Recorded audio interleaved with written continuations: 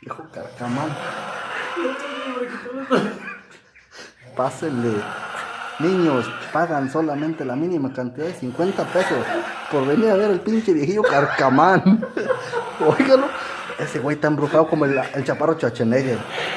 Está embrujado el güey. No. Postre. Este güey cayó noqueado.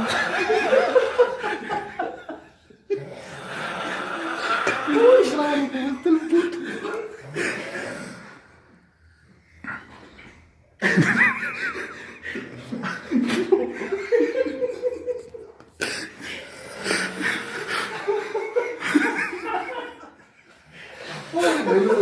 No puedo saber el puto. Vicky, ven a ver a tu perro, León. Pinche León hediondo.